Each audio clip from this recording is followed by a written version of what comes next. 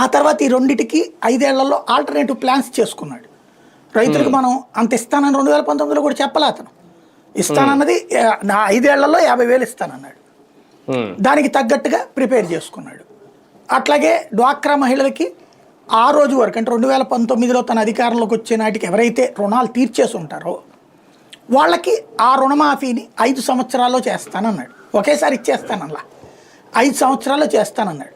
తద్వారా ఆ రోజున ఇలా రుణాలు తీర్చేసినటువంటి డ్వాక్రా మహిళలు ఎవరైతే ఉన్నారో 2019 నాటికి వాళ్ళందరి డబ్బులు ఎంతో కనుక్కుని, అంటే ఒకరికి 10 లక్షలు వస్తుంది గ్రూప్కి, ఒక గ్రూప్కి 20 లక్షలు వస్తుంది, ఒక గ్రూప్కి 30 లక్షలు వస్తుంది. ఈ వచ్చినటువంటి డబ్బులు అంటే 10 మంది ఉంటారు, 10 లక్షలు వస్తే 10 మంది పంచుకుంటారు, 20 వస్తే 2 లక్షలు ఎప్పుడు పంచుకుంటారు, 30 వస్తే 3 లక్షలు ఎప్పుడు పంచుకుంటారు.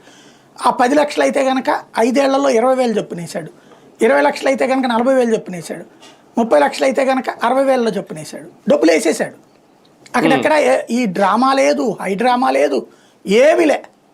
ఓ సబ్బెట్టే ఓడు బటన్ నొక్కడానికి ఆ తర్వాత వారం 10 రోజుల్లో లేకపోతే మ్యాక్సిమం 15 రోజుల్లో పడిపోయాయి డబ్బులు, వెళ్ళిపోయినాయి 5 ఏళ్ల పాటు. ఈ హంగామా ఏమన్నా జరిగిందా?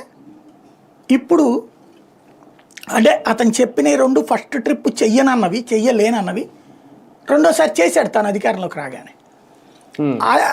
ఆ 2014లో చెయ్యలేకపోయినటువంటిది ఈ ట్రిప్ చేస్తాం మేము చెప్తే గనక మాట నన్ను నమ్మ